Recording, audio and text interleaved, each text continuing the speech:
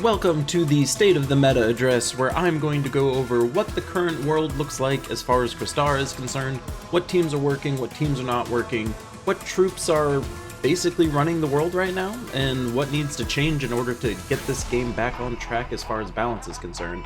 But stay tuned and figure out what the hell you should be doing to get the most out of the game, the most out of your teams, and keep stacking them W's in your corner.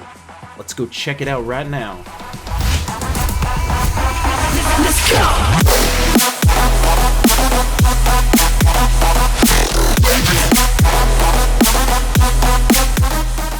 In order to understand what the current situation in this game looks like, we have to take a look at the different class talents, debuffs, and game mechanics that are available to us. Each of these things by themselves don't feel like they're all too dramatic, but when you put them all together, you end up creating an environment where the game is very clearly skewed towards one perspective and away from another. And that perspective is that skulls are dramatically more impactful to this game than spells are. And this is the result of many different things, so let's break them down. Looking at the list of buffs and debuffs and breaking them out into pro and anti, skull, and magic, we can see that Enrage is obviously very pro skull. You're doing 1.5 damage and punching through talents and traits, so if they're super skull resistant, it doesn't even matter. Submerge is very anti-magic. If anyone's doing damage to all or scatter, it's just going to do nothing. Hunter's Mark is obviously very pro skull. We're doing double skull damage, double the damage, which is Bonanzo. Of course it stacks with Enrage as well, even crazier. On top of that, we have Web, which is anti-magic. We have Fairy Fire, which is pro-magic. And we have Entangle, which is anti-skull. Looking at this, we can already see a pattern starting to emerge where skulls have a favoritism over magic. The two pro-skull abilities are dramatically more impactful than the pro-magic ability. Fairy Fire only doing 50% extra damage, whereas Enrage is doing 1.5 times the damage, which is 3 times greater than Fairy Fire, on top of Hunter's Mark, which is doing 2 times damage, which is 4 times greater than Fairy Fire. The amount of escalation that comes with Hunter's Mark and Enrage is dramatically more impactful than Fairy Fire could be. Which then takes us to the defensive side. Well, you're thinking, well, you have troops that can just hit everybody, so what's the big deal if they're 50% extra damage, you hit 4 people? That's just as good as Hunter's Mark, right? Well, Submerge exists, which protects you against this kind of thing. So even the one magic boosting thing that we have with Fairy Fire is getting completely negated for those types of spells by the defensive magic capability of Submerge. So these two are already fighting each other as well. When it comes to Entangle, the problem we have with an anti-skull measure is that it does not matter if you are entangled and you're trying to do skull damage with Doom Skulls. All of the bonus skull damage is punching through, so if you have a troop like Tina, you can just do all of your bonus armor damage regardless of whether you're entangled or not. If you're exploding a crap ton of Doom Skulls, it doesn't matter if you're entangled, you can just blow through with all the bonus damage you have on top of that. So as far as defensive measures go against skulls, there's not really an effective way to completely shut them down. And then we get to Web, which is a very strong anti-magic capability. If you are webbed, there is no equivalent to what you can do when you're entangled. When you're entangled, you can punch through, as we just talked through. When you're webbed, there is literally nothing you can do to yourself to make your magic punch through web. You'll never punch through web, so if you're webbed, you're boned. The only saving grace with web is that if you have boost on your spell ability, that boost will still go through, but all of the magic component of that is completely negated. So already we can see that from the skulls versus magic component, the buffs and debuffs are not in alignment here. There's a skew towards skulls, and there's just not a comparison when it comes to how effective you can be with skulls versus magic, just by looking at the buffs and debuffs. Now we get to the different class talent trees, and we start to see an even crazier separation between these two. Starting with things that are anti-magic, we have the Arcane tree, which is giving you a 20% protection against spell damage. We have the Water tree, which is just submerging allies every time you do a 4 or 5 match. And we also have the Shadow tree, which is just making you completely untargetable by spells. Then we get to the Skull offensive side of things, so pro Skull abilities here. In the Fire tree, we get access to 300% extra skull damage if someone is burning. In the Guardian tree, we get an extra 20% skull damage with using your armor as attack. In the Cunning tree, we get the ability to just throw Hunter's Marks on people at random. And in the War tree, we get the ability to just enrage on every 4 or 5 match there is. Defensively against Skulls, the Forest tree gets Entangle. And let's not forget that the Archer class has a 15% chance to just kill people whenever you do skull damage, and the Assassin class has a 10% chance to just kill people when you do skull damage. There is no equivalent magic component to this in any of the classes. Hopefully it is very clear that Skulls are reigning supreme as far as the buff-debuff class situation. Everything favors Skulls. So now let's check out some troops and see how this all actually plays out. Maybe it's not so bad. Looking at the list of traditional skull converter people that we've got this list here. This is just regular skull converters, not even Doom Skull converters. We look at someone like a Divine Ishbala, what are they doing? They're transforming something into skulls, cool, but then they're also turning something into another mana color. So they're also creating mana, which allows 2 different opportunities to create an extra turn. And it isn't random, it's not an explosion, this is directly saying if I see alignment with red and skulls, or I see alignment on green and yellow, I can cast this troop and keep an extra turn while doing damage. And they always do some other stuff. All of these skull converters generally work this way. There's a handful that will just do skulls, there's a handful that do skulls and then damage, there's some that just do skulls without the mana. But for the vast majority of these, they're always some form of converting mana and converting skulls. So these troops are extremely safe to use and extremely powerful. Then we look at these kinds of troops and we have somebody here that's converting mana and then turning stuff into Doom Skulls and then also doing something else. So again, we have 2 different opportunities to loop our turn by having different gems align. And then we're creating a bunch of Doom Skulls, which as we discussed before, will punch through Entangle like it's nothing. And then it does some other stuff.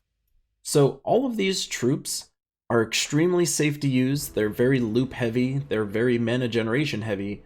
The amount of damage output you're doing with these troops is extremely high, never mind the entire section of this video where we just ran through all the buffs and debuffs. If none of that stuff existed, just because skulls when you match them will actually do multiple instances of damage, so if you do 2-3 matches of skulls in the same convert, you're going to be doing your attack damage twice. So in one spellcast of Glaceon, I would be doing not 47 damage, I would be doing 94 damage just by matching 2 of them together. And then you'd get to add all the fun bonus skull damage since they're all Doom Skulls on top of it. So this is a very effective way of doing damage. Alternatively, let's look at some of the heaviest spell damage dealers. So Ketris on paper is doing splash damage, which is not just hitting one person, but then doing half of that to the other 2 people next to that person. And this is being boosted by his attack, life, and armor on a 2-to-1 boost. So that's an extra 25, an extra 30, an extra 35 roughly. Tons of extra bonus damage. This initial nuke will hit for well over 100 damage with all of your in-game team bonuses and pet bonuses. This damage will look at least 120-ish about where I'm at. So 120 damage to one person and then another 60 damage to 2 others. The overall damage on this will be well over 200 damage. So we look at that and we think to ourselves, well, that is way higher than all of the skull damage we were talking about before. But in the reality of the situation is that once I do this damage, my turn is over. And in this specific instance, it's dependent on how much, damage I've taken. If I've taken any damage or I'm entangled, like all this gets way worse. But never mind all of that stuff, just I cast Ketris and my turn is done. Hopefully that was enough to kill people. Spoilers, generally it's not. And then when you don't kill them, you haven't created any mana for anybody else on your team, so your team isn't in any kind of advantage state. You're not any better off after having cast Ketris. You also are not able to keep your turn in any capacity because you didn't do any kind of looping. So you just did a big chunky hit and then you handed over your turn. Whereas the Skull Converter lineups, they're just constantly converting mana into each other, taking advantage of all the buffs and debuffs that we talked about before, and they're never giving up their turn, they're doing tons of really ridiculous damage, and they're constantly generating mana for everybody else on their team. The heaviest magic damage dealer in the game, which would probably be Ketris, is not able to compete with that kind of a lineup. It just does not work at all in comparison. This leads us to the next problem when it comes to skull converters against magic dealers, which is the fact that there's all kinds of traits in this game that take advantage of the fact that if you do a multiple match of gems, you're going to get some other benefit to your team. So looking at Aquaticus, for instance, she's going to submerge everybody on your team if you're able to match gems. Ketris, while he's just blamming someone super hard, you have your Skull Converters doing tons of mana matching in multiple matches, and you're getting all of these other benefits while you're doing it. Never mind the fact that you're doing tons of skull damage, you have all the buffs on the planet that can make it be incredibly lethal, incredibly damaging, but you're also starting to trigger all of these other skills that are putting other benefits or detriments in your team or their team. So Skull Converters, again, have an advantage damage state, but then they also have the ability to trigger all kinds of other traits and talents that damage dealers with magic just are not able to do. The magic equivalent versions of mana converters you'll see unfortunately are pretty underwhelming. Pharaoh's Ra requires a ton of wind up to work, Glitterclaw's damage is extremely incompetent, it does convert mana gems, and it does fairy fire everybody, but the damage itself does is very pitiful. A meager 35 with an extra 50% damage. This is only going to be doing like roughly 50-55 damage total, even after fairy fire.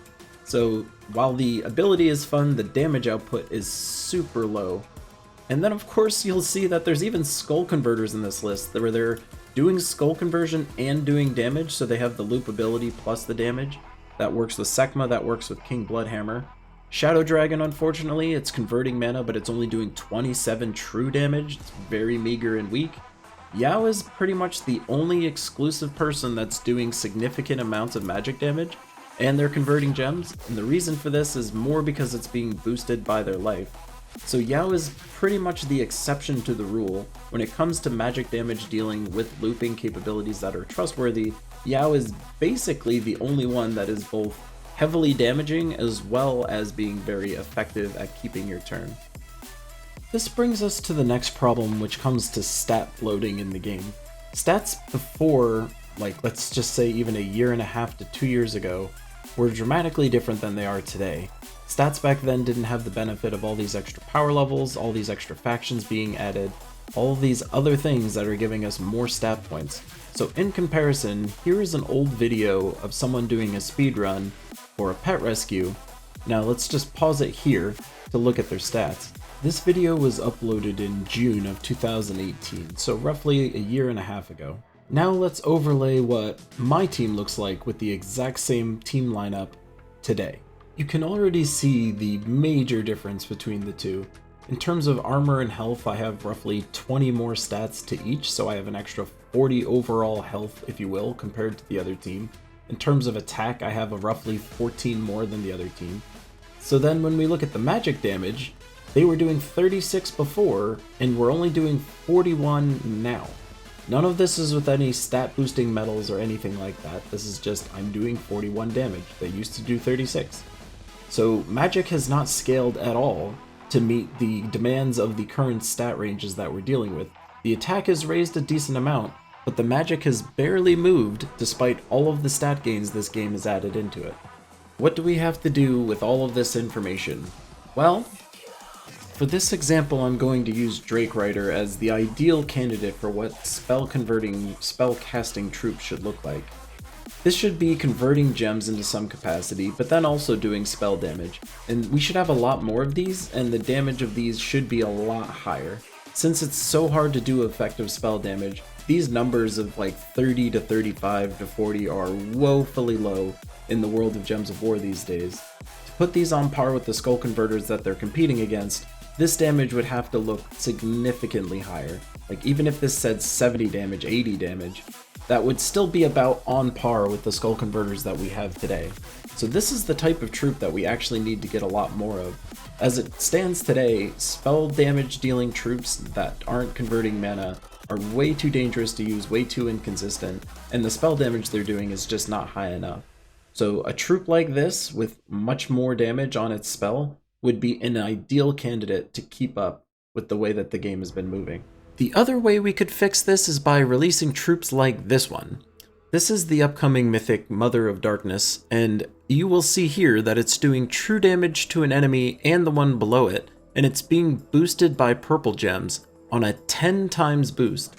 On a normal board there's going to be roughly 10 purple gems on the board. So this is going to be doing over 100 true damage to 2 people. This is a spell that actually scales with the game today.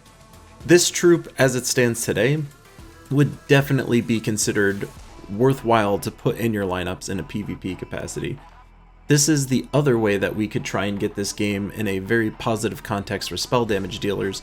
Future spell damage dealers should be significant in the amount of damage that they can do to try and keep up with skulls. This is a troop that I would actually want to put in a lineup. Oh yeah, and it also creates 12 purple gems for fun if you kill anybody. They're gonna nerf the shit out of this thing. So there we have it. If you are trying to take advantage of the most this game has to offer from an offensive point of view, doing skulls and skull conversion with mana conversion is the way to go. It triggers the most amount of effects, it has the most potential in terms of buffs and debuffs and class synergy. It is dramatically more important than the magic damage, which is not scaled enough, and the inability to boost any kind of magic damage you're doing, as well as trying to combat the amount of defensive measures that can be taken to prevent spell damage. So I hope this video was very useful to you to help you understand when it comes to effective team building, here's all the different things that the world looks like today that we have to play with, and why skull converters are ruling the game of Gems of War. That is everything I have for you guys this time around. I hope this was informative for all of you. Otherwise, if not, I'll see you in the next video and try again. I'll talk to you guys in the next one. Peace!